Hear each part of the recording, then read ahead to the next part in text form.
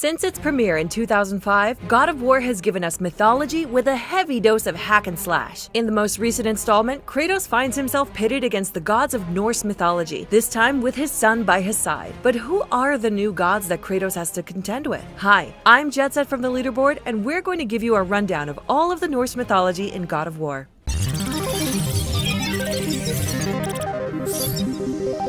Freya. In God of War, Freya first appears as the Witch of the Woods. She agreed to marry Odin to stop the war between the two factions of gods, the Aesir and the Vanir. As Odin's wife, she was the warrior queen of the Valkyries and the master of satyr magic. Odin picked up one or two things from her. When Freya left Odin and fled to Midgard, he placed a curse on her, preventing her from harming any living creature. A prophecy foretold that her son by Odin, Balder, would be killed, leading her to place him under a spell of invulnerability. God of War's Freya is a friend to Kratos and Atreus. She's one of the first people they encounter who recognizes them for the gods they are, and she proves a useful companion. Freya's magic reanimates Mimir's head, and she heals an injured Atreus. Freya's counterpart in Norse mythology is the goddess associated with love, beauty, fertility, satyr magic, war, and death. To be fair, almost every Norse god ends up being associated with war and death. She rides in a chariot pulled by two gray cats. When warriors die in battle, Freya chooses half of them to go to Folkavander and the other half to go to Valhalla with Odin.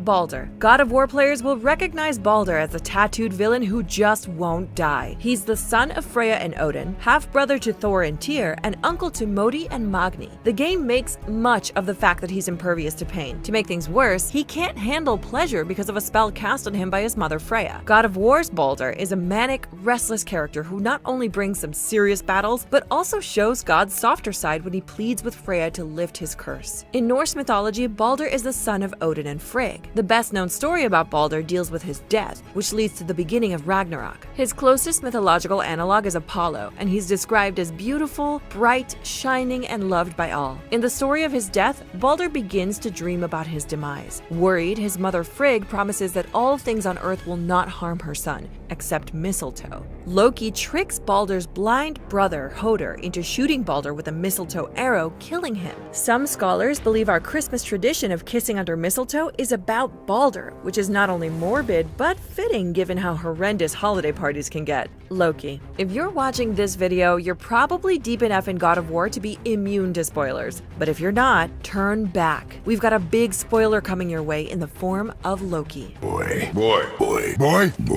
So, it turns out Atreus is Loki, son of the Jotun Fae and Kratos, the god of god-killing and quick-time events. He's a young boy who's intelligent and compassionate, but once he learns of his true nature as a god, he gets way cockier. It was Faye who taught Atreus the languages of the Nine Realms and archery. She wanted to name him Loki, but Kratos argued against it, naming him instead after his friend and fellow Spartan, Atreus. He's not especially tricky or prone to lies or disguises, but he's still young. Who knows how much he'll grow into his namesake? I don't know about you, but sassy god Atreus seemed much more like the classic trickster god than the sweet Atreus we met in the beginning of the game. Loki's parents are the giants Lofrey and Falbati. He's referred to as the blood brother of Odin, not of Thor. Loki is the father of Hel, goddess of, well, hell, Jormungand the world serpent, and Fenrir, the giant wolf that devours Odin at Ragnarok. Loki is a trickster, sometimes helping, sometimes hurting, but always playing by his own rules. Atreus is not a character in Norse mythology, but in Greek mythology he was king of the city-state Mycenae. He was also the father of Agamemnon and Menelaus, who was married to Helen, you know, of Troy. In Greek, his name means fearless. God of War's Atreus is certainly fearless, but only time will tell if he embraces his trickster roots. Thor. Thor in the game is one of the leading antagonists, even though he barely appears in the storyline at all. Thor is the son of Odin, father of Modi and Magni, brother of Balder, and all-around colossal jerk. His primary goals are to wipe out Jotunheim at Odin's request, thinking without the giants that the gods can prevent Ragnarok, and murder the crap out of Kratos and Atreus. However, he ends up leaving this task to his sons. In Norse mythology, Thor isn't a blonde Adonis. He's a ginger, but he's the strongest of all the gods and becomes twice as mighty when he wears his magic belt. He's the son of Odin and a Jotun, or giant, sometimes called Jord. Not only was Thor the ideal warrior, but he also was invoked to bless weddings in father's fields. He rides a chariot pulled by 2 goats, and if he gets hungry, he can kill and eat his goats, bless their remains with Mjolnir, and resurrect them so they can pull his chariot again. Thor was the most popular god among warriors and ordinary people in Norse society, who often wore a hammer charm the same way Christians wear a cross. Mimir. In God of War, Mimir stands as a god of wisdom and knowledge. He is Odin's counselor and ambassador. He's imprisoned by Odin until Kratos cuts off his head and carries it around with him wherever he goes. He claims to be the smartest man on Earth, so sharp that Baldur doesn't believe he doesn't know Kratos' whereabouts. Mimir had previously advised Odin to marry Freya to end the Aesir-Vanir War. In-game, Mimir is Kratos' sassiest accessory. While cruising around the Lake of Nine, he tells Atreus much better stories than what Kratos was capable of, and also plays a key role in interpreting lore that's uncovered throughout the game. Mimir's uncanny knowledge of the past, and seemingly the future, makes him an essential member of Kratos' crew. The Mimir of Norse myth is slain by the Vanir because they believe him to be cheating on behalf of the Aesir. They sent his head back to the Aesir. Odin preserved the head and carried it around with him, frequently calling on its wisdom. Mimir possessed a well that feeds the roots of Yggdrasil, the world tree. Odin wanted to drink from the well, but Mimir would not allow it. Perhaps Mimir of myth is as sassy as the head in God of War. Sindri and Brock are 2 dwarf brothers who forged Kratos' axe Leviathan. Sindri is also responsible for creating Thor's hammer Mjolnir. The brothers have opposite personalities, with Brock being aggressive and crass, while Sindri is nervous and clean to the point of obsession. Many refer to them as the Huldra brothers. A Huldra is a seductive female forest spirit, similar to a nymph or a mermaid. So maybe there's a side to the dwarf brothers we haven't seen yet.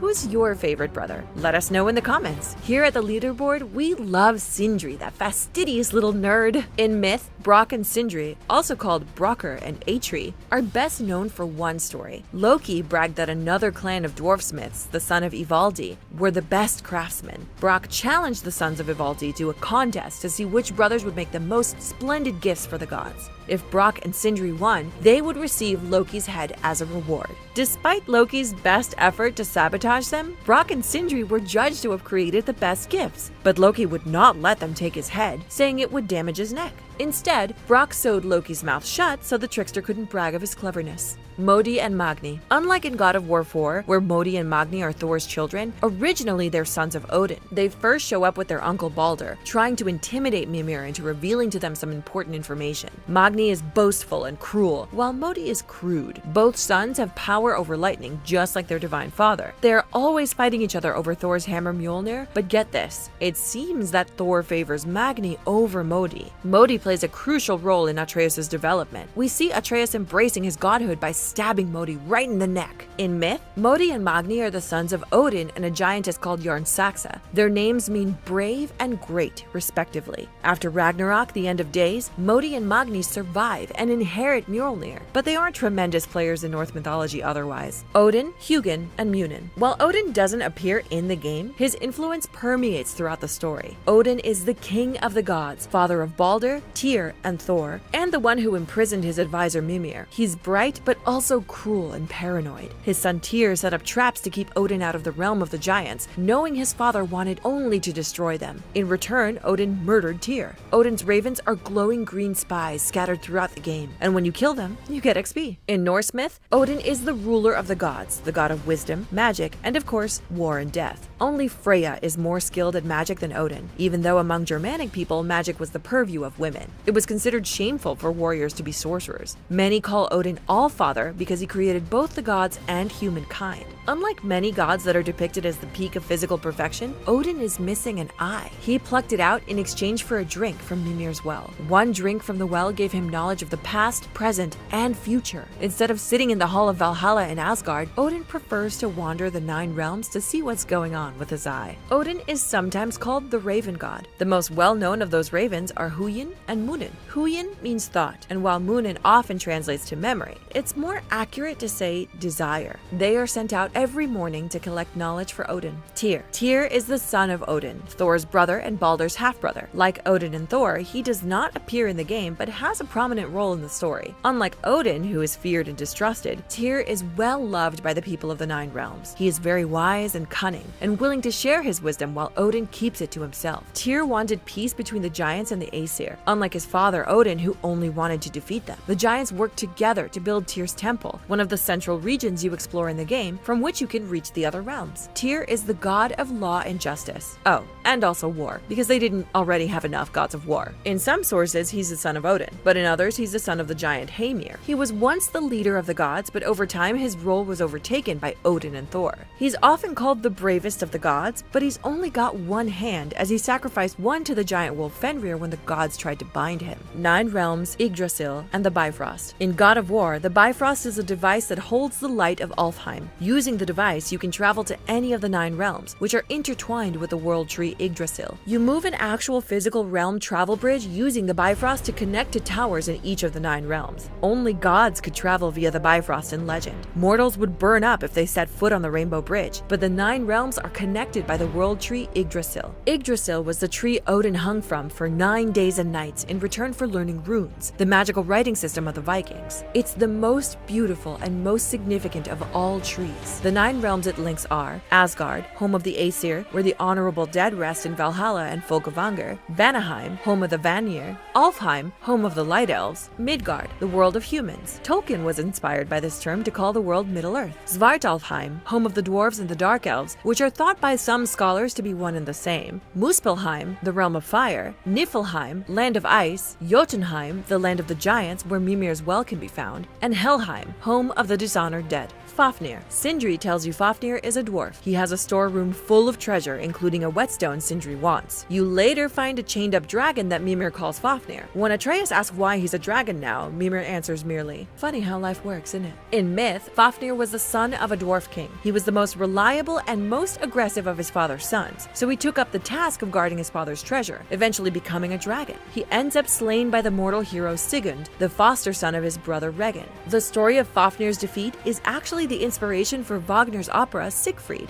World Serpent Jormungand. The World Serpent can be found encircling Midgard. The witch tells you he's destined to battle Thor at Ragnarok. World Serpent scales are an essential item used for upgrading your weapons in God of War. You can find the scales around the Lake of the Nine. The name of the World Serpent is Jormungand, which means Great Beast. It's a sea serpent that encircles Midgard, the world of humans. Ancient people believed Jormungand's movements caused earthquakes. Jormungand is the great enemy of Thor. During Ragnarok, Thor and Jormungand have their showdown and eventually kill each other. Jormungand is the child of Thor's other nemesis Loki and the giantess Angerboda. Satyr. Satyr is an evil type of magic in the game, used by enemies like Reavers and Revenants. To the ancient Norse, Satyr is a type of magic that focused on learning and changing destiny. Practitioners would go into a trance and travel outside their bodies through the Nine Realms to gather information and bend fate. Satyr was a woman's magic, and men who practiced it gave up traditional masculine roles in Norse society. Freya was the goddess most associated with Satyr sorcery, but Odin was also quite adept at it. Satyr was concerned with the Norns, 3 deities analogous to the Greek fates. Fate was a much looser concept in Norse than Greek mythology, and was subject to change at the will of the gods, elves, and even humans. With Kratos moving from Greek to Norse gods, it's anyone's guess who's next. Our vote is for ancient Egypt. I'm Jetset, and thanks for watching our overview of the mythology of God of War. Did we miss anything? Comment below and let us know. Don't forget to click the bell icon to become part of the notification squad. And if you like getting more from your games, subscribe to the leaderboard, your home for video game facts.